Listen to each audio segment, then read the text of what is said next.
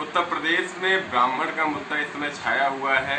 Samajwadi party जहां परशुराम की मूर्ति लगवाने की बात कर रही है, वहां पे भारतीय जनता पार्टी ब्राह्मणों को अब कैबिनेट में सम्मान देने की बात कर रही है। ऐसे में हमारे साथ समाजवादी पार्टी के पूर्वांचल के ऐसे नेता हैं जो कि ब्राह्मणों में काफ़ी चर्चित हैं और 2017 में अखिलेश यादव ने इनके ऊपर भरोसा भी जताया था।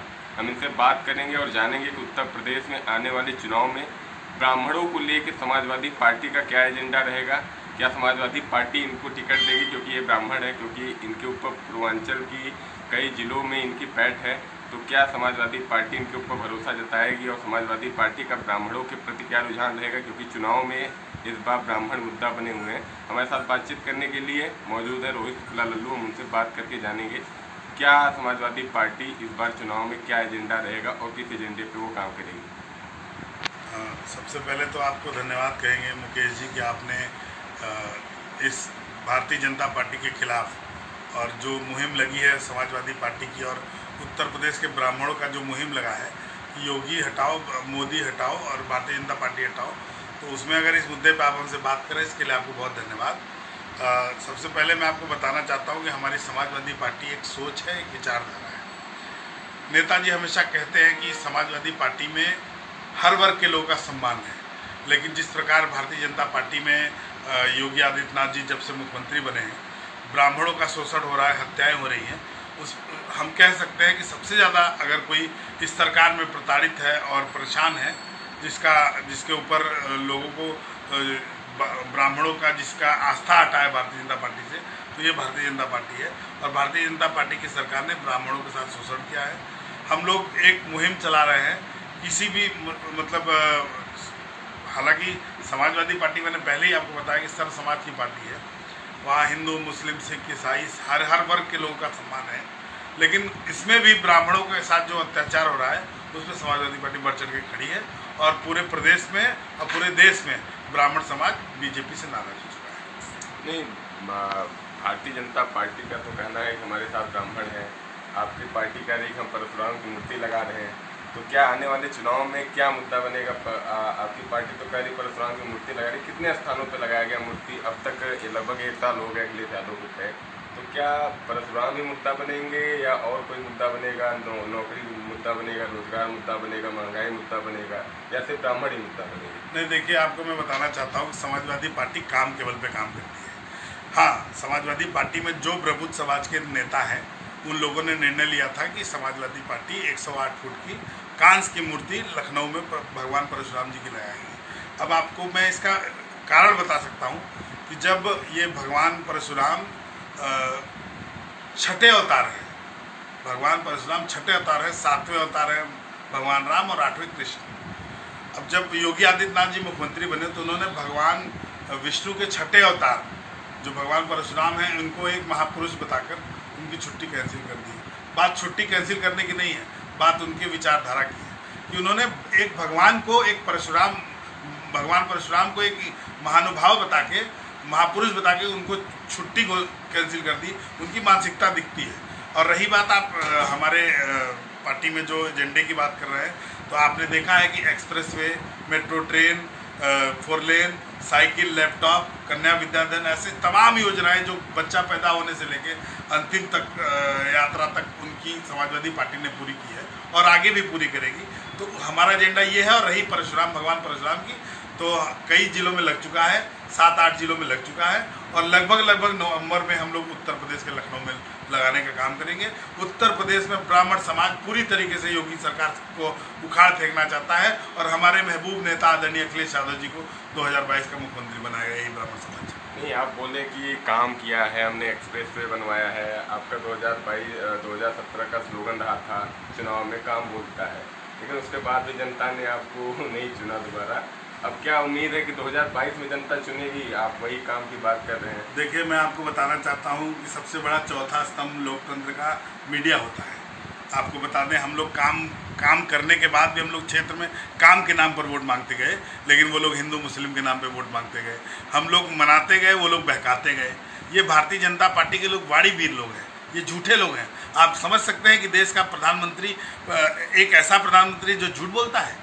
आज तक इतिहास में इतने बड़े लोकतांत्रिक पद पे कोई नेता आज तक झूठ नहीं बोलता था, जो बोलता था सच से बोलता था। लेकिन हमारे देश का प्रधानमंत्री खुले आम सड़ेआम झूठ बोलता है और एकदम इस तरीके से झूठ बोलता है वाणीवीर की तरह कि भाई हमसे बड़ा कोई शुद्ध है ही नहीं। और जबकि आप देखिए हम लोग जनता को मनाते गए, हमने जो काम किया, अरे पेंशन योजना थी 500 रुपये महिलाओं की, योगी सरकार ने बंद कर दिया। आप बताइए अगर आपको काम ही करना था तो उसको 1000 कर देते। 108 एम्बुलेंस योजना बताइए, इस कोविड महामारी में सबसे ज़्यादा अगर किसी की मदद की तो एम्बुलेंस ने की। परिवार का भाई बेटा अपने परिवार के लोगों को छोड़ देता था, लेकिन 108 पे कोई फ़ोन करता था तो एम्बुलेंस पहुंचती थी और लेती थी और पहुंचाती थी अस्पताल, इलाज करती थी। 100 नंबर पुलिस की व्यवस्था, जहां लोग खेतों में अगर झगड़ा होता था तो पहले गांव के लोग बुजुर्गों को किसी बड़े माननीय का संबंध रखते थे कि फ़ोन करो भैया पुलिस आ जाए मदद कर दे। लेकिन आप खेत में खड़े होकर 100 नंबर पे अगर आप बटन दबाएंगे तो आपके दरवाजे पे आके पुलिस कहेगी कि बताइए क्या मदद चाहिए। 112 हो गया है। नाम बदलना, काम बदलना उनका नाम है, कहाँ है ना, राम नाम जपना पराया काम अपना। योगी जी को कुछ नहीं आता, क्योंकि हम लोग तो हमेशा कहते हैं कि आदरणीय अखिलेश यादव जी का काम बोलता है और योगी आदित्यनाथ जी का घंटा बोलता है। ये जहाँ भी जाते हैं सिर्फ घंटा हिलाते हैं और कोई काम नहीं करते। आप मिर्ज़ापुर का इतिहास उठा के देख लीजिए, मिर्ज़ापुर में उन्होंने क्या किया।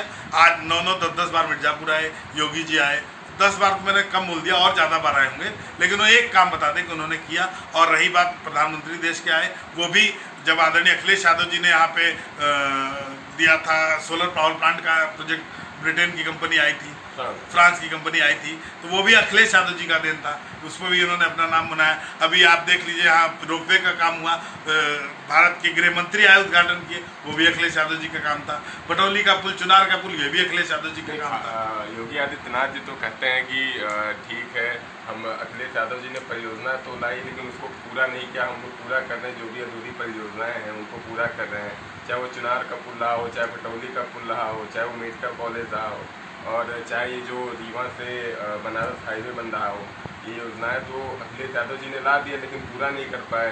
तो ऐसे में क्या उम्मीद किया जाए कि वो पूरा करेंगे? जैसे मैंने आपको बताया ना कि राम नाम जपना पराया काम अपना, ये योगी सरकार है, इनको कोई काम नहीं आता है। अखिलेश यादव जी का काम बोलता है और योगी जी का घंटा बोलता है। अभी आपने कहा कि अखिलेश जी का रोजगार, हाँ कुछ चीज़ें बची थी, जैसे कि हम कह सकते हैं पुल बन के रेडी था लेकिन उसका उद्घाटन नहीं हुआ था। अभी रोपवे बन के रेडी था, उद्घाटन नहीं हुआ था। योगी सरकार ने 4 साल लगा दिए उद्घाटन करने में, क्योंकि इसको ये अपना नाम बताने के लिए कि राम नाम जपना पराया काम अपना। तो ये अखिलेश यादव जी की देन है। और आज भी मैं कहता हूँ कि एक काम अगर योगी आदित्यनाथ जी बता दें कि उन्होंने अपने काम से किया हो उत्तर प्रदेश का और मिर्ज़ापुर का, तो हम राजनीति छोड़ देंगे। लेकिन रही बात, ये झूठ बोलने वाले हैं, ये वाणीवीर हैं, ये हमारे काम को अपना काम कहेंगे, नाम बदलेंगे। जिस प्रकार आपने अभी कहा कि 100 नंबर को 112 कर दिया, क्या ज़रूरत थी 112 करने की? पुराने ज़माने चली आती थी। अमेरिका की तर्ज में 911 का तर्ज में आदरणीय अखिलेश यादव जी ने इतनी बढ़िया बेहतरीन व्यवस्था दी। और रही बात, आप उत्तर प्रदेश की बिजली उत्पादन की बात करिए, ये भी बात करिए।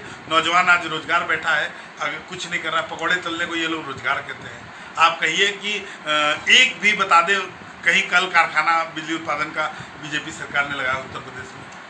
नहीं लगाया है। जो भी है आदरणीय अखिलेश यादव जी की देन है इनका। मान लीजिए आपकी सरकार आती है उत्तर प्रदेश में, तो आपकी सरकार पूर्वांचल के लोगों के लिए क्या करेगी और खासकर मिर्ज़ापुर के लोगों के लिए? क्योंकि मिर्ज़ापुर के आधे से ज़्यादा नौजवान जो होते हैं वो या तो गुजरात जाते हैं, या तो महाराष्ट्र जाते हैं, या अन्य प्रदेशों में जाते हैं, या कहीं बाहर के जिलों में जाते हैं, उनको रोजगार मिर्ज़ापुर में नहीं मिल पाता है। तो ऐसे में जब आपकी सरकार अखिलेश यादव जी की बनेगी तो यहाँ पे क्या किया जाएगा? पूर्वांचल के लोगों के लिए क्या किया जाएगा? पूर्वांचल के लोग छोड़े, मिर्ज़ापुर के लोगों के लिए, क्योंकि हम लोग मिर्ज़ापुर के हैं तो मिर्ज़ापुर की बात करेंगे। यहाँ पे क्या किया जाए, क्योंकि ये नक्सल प्रभावित है, पिछड़ा क्षेत्र है और यहाँ पे कार्य नहीं हुआ है, विकास के कार्य नहीं हुए हैं। देखिए मुकेश जी, मैं सबसे पहले आपको ये कहना चाहूँगा कि अभी भारतीय जनता पार्टी की सरकार है। जब 2017 में आदरणीय अखिलेश यादव जी चुनावी वर्ष उसको कहते हैं, उसमें वो आए थे तो उन्होंने खुद मन से घोषणा किया था कि मिर्ज़ापुर में विंध्य विश्वविद्यालय की स्थापना कराएंगे, कल कारखाना लाएंगे, पीतल उद्योग को फिर से शुरू करेंगे। मिर्ज़ापुर में उजला का पुल, अभी जो यहाँ पुल जो शास्त्री सेतु पुल, वो जर्जर हो गया है, दूसरा पुल देंगे। ये सब योजना 2017 में आदरणीय अखिलेश यादव जी ने कही थी सरकार में अंतिम चुनावी वर्ष में, चूँकि आचार संहिता लग गया था। लेकिन ये 5 साल बीतने को है, अभी भारतीय जनता पार्टी ने एक भी इस मुद्दे पे काम नहीं किया है।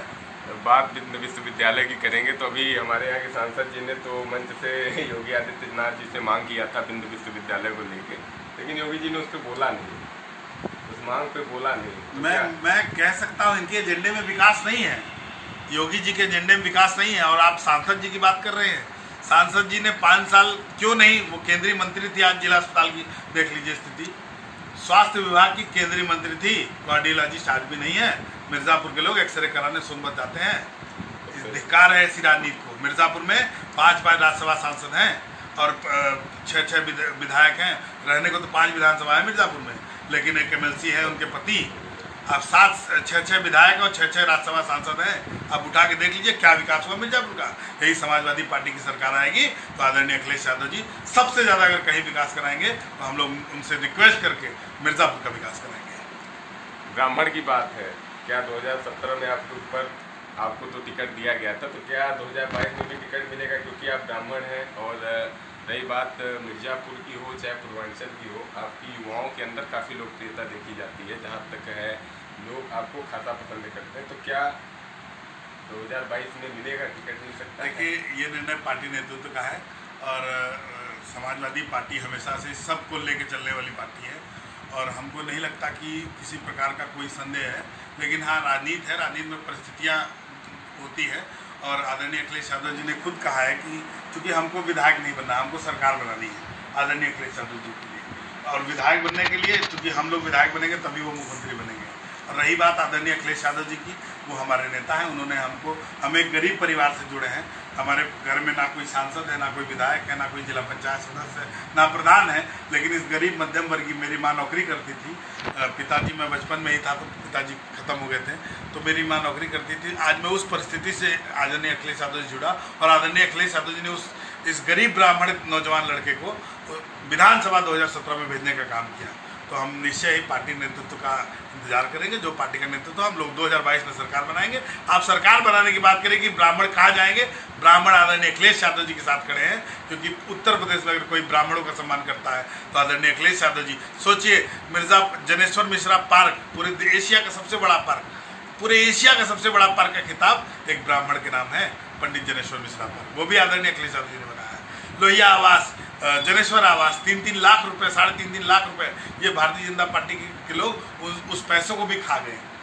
ये भारतीय जनता पार्टी के लिए अब अगली सरकार बनेगी तो आदरणीय अखिलेश यादव ने कहा है कि जनेश्वर मिश्रा आवास योजना 5 लाख रुपए में हम बनवाएंगे, गरीबों का घर अब 5 लाख में बनेगा। अभी आपने कहा कि भारतीय जनता पार्टी के लोग वाणी वीर हैं और वो चुनाव से पहले आते हैं और मंच से कहते हैं कि नहीं हमने ये काम किया है, वो काम किया है, और जनता पलट जाती है। तो क्या 2022 में भी यही रहेगा, नेता आएंगे और वो बोलेंगे तो क्या हो सकता है कि रुझान बदल जाए? देखिए अभी मैं आपको एक बात बताना चाहूँगा, अगड़े पिछड़े दलित हर वर्ग के लोग नाराज हैं भारतीय जनता पार्टी से, किसान, नौजवान, व्यापारी, हर वर्ग के, ऐसा कोई वर्ग नहीं है, या मैं कह सकता हूँ कि ऐसा कोई इंसान नहीं है, क्योंकि वर्ग की बात करूँगा तो यहाँ विभाजन की बात होगी, मैं इंसान की बात करता हूँ। माताएं, बहनें, नौजवान साथी, हर वर्ग के लोग भारतीय जनता पार्टी से नाराज हैं और 2022 में इनको उखाड़ फेंकने को तैयार है। बस इंतजार कर रहे हैं कि बस चुनाव आ जाए, आज चुनाव हो जाए। आज भारतीय जनता पार्टी के लिए एक भी सीट नहीं जीत पाएंगे। हम लोग 400 सीट जीतने जा रहे हैं पूरे उत्तर प्रदेश में और इतिहास रचने जा रहे हैं। आदरणीय अखिलेश यादव जी एक ऐसे नेता, 3 सीट अपने कुछ ऐसे लोग हैं जो जिन पे हम लोग चाहते हैं कि वो लोग ना हारे, तो 3 सीट उनके लिए छोड़ा जा रहा है। योगी के लिए छोड़ रहे हैं ना, योगी हारेंगे चुनाव। वहाँ हमारे नेता, अगर योगी फैजाबाद से चुनाव लड़ेंगे अयोध्या से, तो वहाँ हमारे शानदार ब्राह्मण सरोमणि पवन पांडे चुनाव जीतेंगे और उनको हराएंगे। ये चैलेंज है। तो हमारे साथ यहाँ पे मझुआ से विधायक के दावेदार 2017 में रहे रोहित शुक्ला लल्लू, और इन्होंने कहा है कि योगी आदित्यनाथ उत्तर प्रदेश में विधानसभा का चुनाव हारेंगे, जो कि वर्तमान समय मुख्यमंत्री है। और इन्होंने कहा है कि पूर्वांचल में और मिर्ज़ापुर के लोगों के लिए जब समाजवादी पार्टी की सरकार बनेगी तो कार्य किया जाएगा। मिर्ज़ापुर से मुकेश पांडे के साथ कैमरामैन प्रमोद तिवारी की रिपोर्ट।